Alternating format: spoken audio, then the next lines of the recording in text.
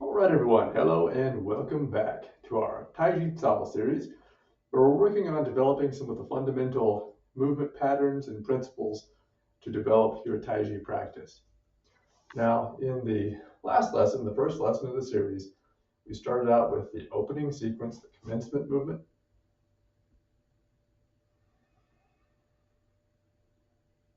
Which is the opening form in virtually all Taiji family styles, all the sets that you'll be doing in those styles. Each one might have a slightly different way of doing it, but this commencement is the first one that opens the forms. Now, there are many different ways of doing it, as again, we'll get into later on in the series. But for now, we're going to move on to another movement, which is one of the more famous ones called parting the wild horse's mane. This movement consists of a number of different parts that we're going to put together and show you how this concept that we talked about in the last lesson, a whole body movement. Whenever one part moves, all parts of the body have to move together. So we're going to work on this one today as an introduction to this type of movement, these concepts and principles that we want to develop into our bodies.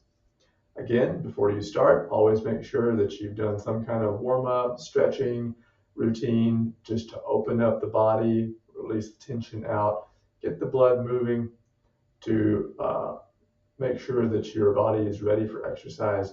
And always don't push yourself too hard. Take it just up to your level of ability and don't try to go too far. Don't push yourself beyond your comfort level. Your abilities will develop as you practice. There's no need to go too far too quickly. Now, we're going to start in this movement back as we did before. Feet together, stand upright, relax the body, breathe. Remember, breathing into the belly, sinking and relaxing the chest. Feel like the crown is suspended, the spine elongating, sinking, stretching down. Knees relax, slightly bend, arms relax, hang out to the sides. Breathe, release the tension, calm and center the mind.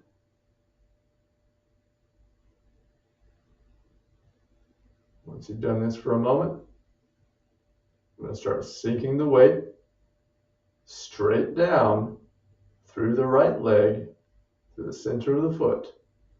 Remember, being mindful that your hip doesn't come out. I'm going to stay upright. Sink the weight. The knee will slightly bend as we sink down. We step the left foot out. Again, about hip width, no more than shoulder width, whatever is comfortable for you. Set the toe down. Set the heel down. Stretch up through the right leg, over to the center, and then sink the weight down through the center of both feet. Knees should slightly bend. Pelvis should sink, be slightly tucked. Don't forcibly tuck, but the relaxation of the body downward, the stretching of the spine, should have the natural effect of straightening out the low back and tucking in the pelvis. Just like you're going to sit down. Breathe and relax, expand, feel the pang jin, the expansive energy through the body. Feel the breath expand the body.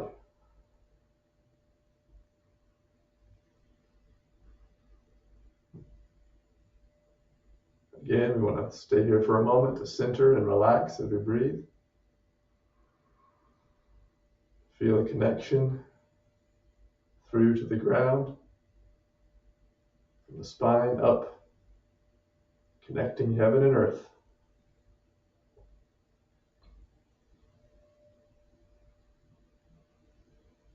Now, after we've settled, to begin this movement, we're going to break it down into several parts just showing the mechanics that are happening, the energies that we want to develop. So as we start, we're going to turn slightly to the right,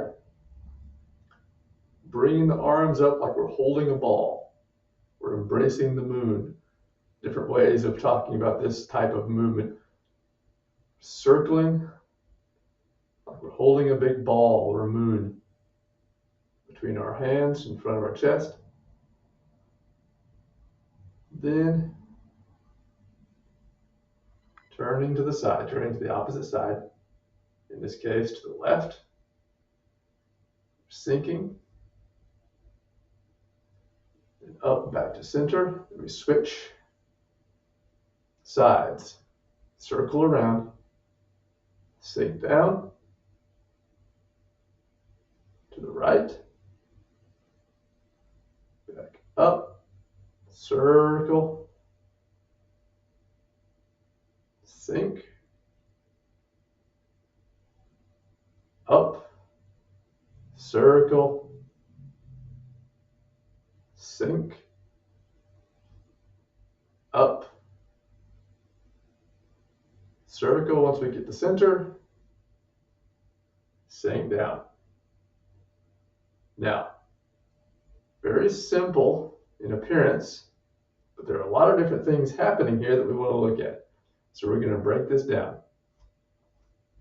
Now, notice how we're going up and down. Let's just focus on the lower body here for a moment. What we're doing here, this is a common movement that we'll see throughout the various forms, is in Taiji, we're always either sinking and settling down, or we're stretching and extending up. And we're doing this by stretching up through the legs or sinking the weight down through the legs. The knees will extend or flex, and we're rising and falling from the hips here. Now the hip area and the waist area, it's very important to make sure that we are able to distinguish between the two. Very often in our normal daily movement, we move the two together. If the hips turn, the waist turns, and they move as one unit. But in Taiji, we want to be able to move them and differentiate between them individually. So while we have this principle that when one part moves, all parts move, this whole body movement, we are not necessarily moving all the parts of the body in the same way at the same time.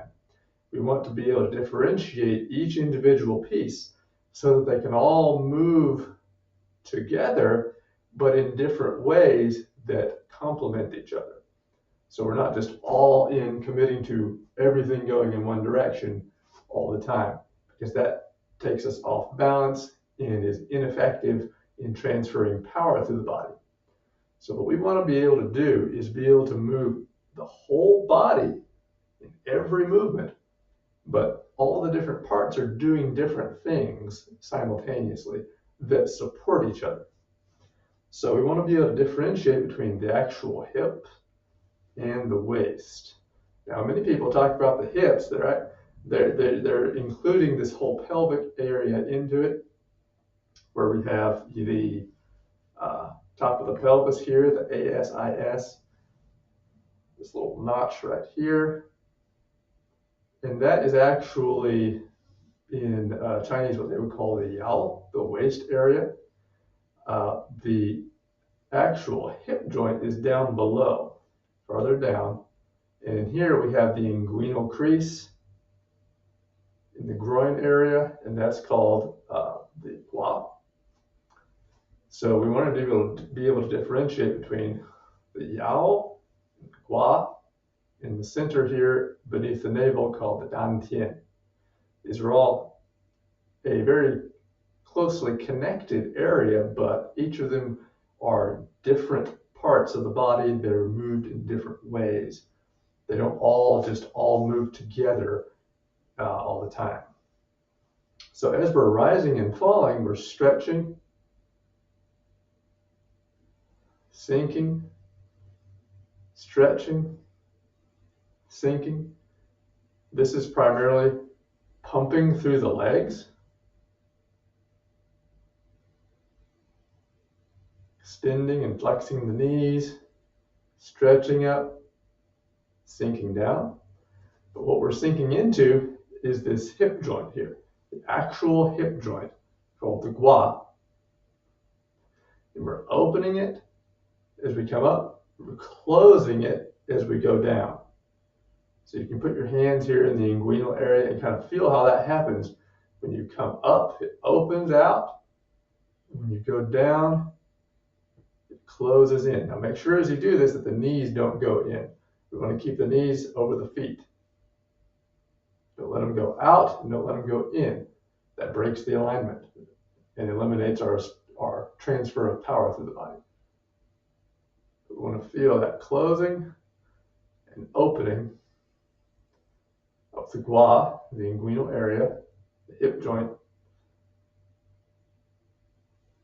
as we go up and down. And this is a practice that you can do by itself, especially as you're starting out, just to get a feel of this rising and falling that we do in Tai Chi practice. Because whenever we shift weight, just like in our opening movement, we sink down into the right leg, shift over, we're going up, stretching out, and then sinking back down again. All the weight shifting that we do in Tai Chi is done like this. We don't slide from side to side parallel to the ground in this way, because that adds momentum into the movement, which can take us off of balance. We want to have all of our movements very controlled and precise. So we're rising and falling using this extending, stretching up, and sinking down, flexing through the knees. And as we do this, we want to be mindful of opening and closing the gua.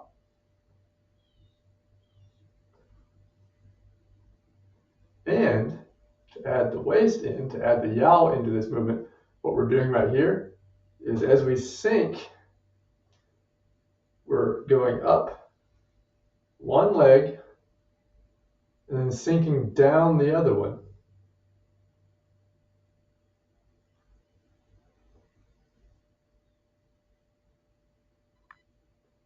So this is how we're turning here. We're not just turning the hips and the waist and everything. We're rising and falling from one leg to the other, opening one gua and closing the other. So as we rise up, we sink to the left. We're sinking our weight into the left foot. So we have more weight in the left than we do in the right at that point. And we're closing into the left hip and opening the right hip. So oftentimes we will see this, where we're sinking into or closing one gua, one hip joint, while we're opening up the other. And this is how a lot of the weight shifting is done. And as we're doing that from the hips, we're rotating the torso using the waist. We're rolling the dantian and turning, rotating this yao, this waist area. And by doing these together, we're allowing the body to have this appearance of moving the arms around like this. And you'll see this in a lot of the movements that look like we're moving the arms in really elaborate ways, but in actuality, the arms are all just staying right here in front of the body. But this spiraling and turning coming from the legs, through the hips, through the waist, is what gives the illusion that the arms are moving all over the place, where in actuality, they're just staying right here, squarely in front of the body. So up, sink, turn from the waist, extend up to the left leg, bring the weight to center, and then drop it down through the right leg.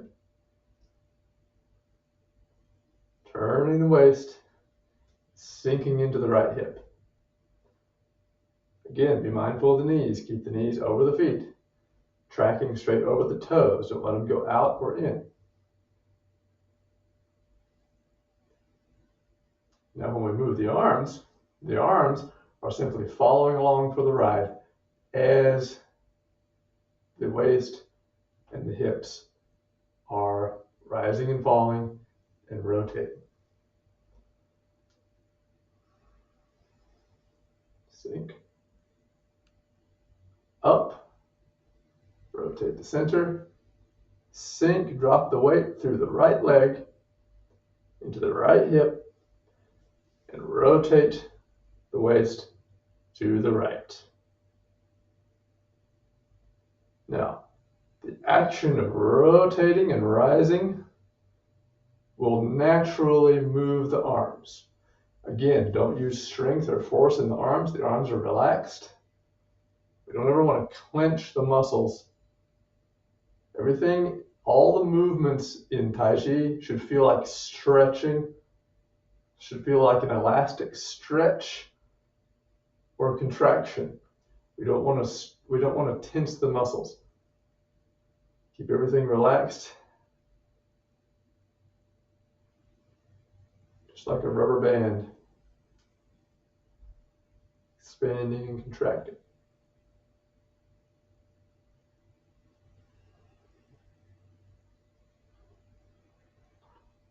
While the body is relaxed, the mind is strong, intending, focusing. So we want to feel almost like the breath is moving through the body. Focus on the palms as they press, as they circle and sweep, compress, expand, open, feel the ball expanding, and then contracting, compressing. Inhale. Exhale. Start matching the breath to the movement. Inhale. Expand and rise up. Stretch upward. Exhale. Sink. Compress down. Sink the weight. Compress the ball. Stretch. Inhale. Sink. Inhale. Expand. Exhale. Contract. Rising and falling. Pumping through the legs. Through the hips. Rotating the waist. Spiraling through the arms. See how all the body is moving together in harmony, synergizing with each other. But each part has its own role to play. This is how we develop proper transfer of force that we can use for martial practice, and also the proper stretching and transfer of energy and fluids through the tissues that we can use for our health and Qigong practice.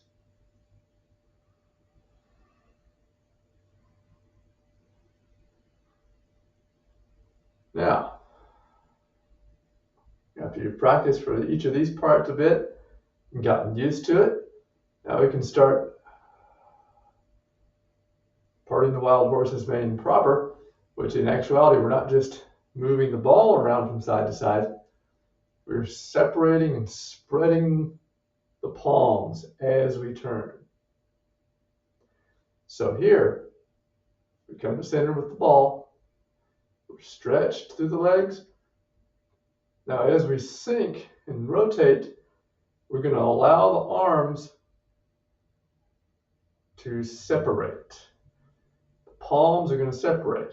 The palm that's on top is going to press down to the diagonal. The palm that's on the bottom is going to press up to the diagonal. And we want to make sure that they're moving like there's a pane of glass between them. They're moving on the same plane. So there's a relationship between them. Here again, we see the concept. One part moves, all parts move, but there's a balance. As there is yang rising, there must also be yin descending. So, release. Good.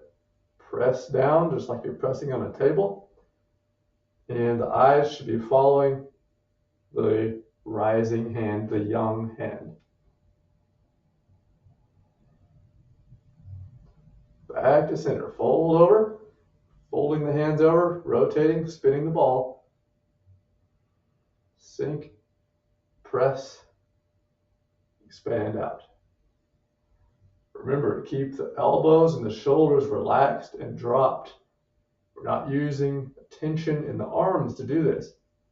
We're using the natural rotational force that is being generated at the center of the body, through the legs, the hips, the waist. The lower body always is the prime mover in the internal martial arts, in Taiji Chuan. The arms simply transfer that power. The arms are relaxed and flowing. So this movement here, called parting the wild horse's mane, is an example of another one of the energies. We talked about Pang Jin being the expansive energy. This is the splitting energy, where we have energy going one direction and the other, splitting apart. Another one of the 8 primary Jin, or energies, that are used in the practice.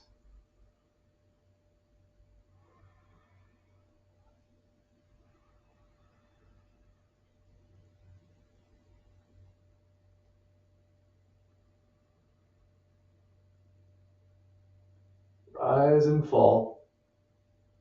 Inhale and exhale.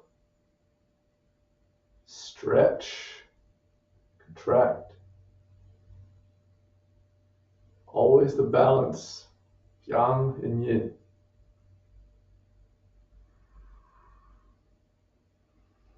The better you become, the more natural it becomes. Keeping these balancing these polarities through the body, the more effective your practice will be.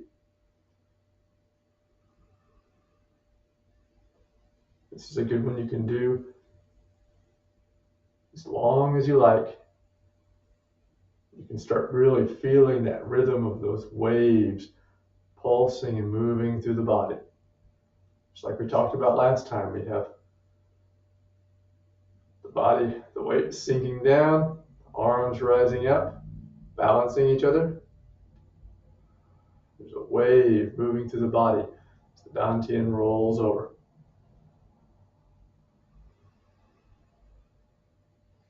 We want to be able to move these waves and spirals naturally, fluidly through the body, moving like a snake or like a belly dancer.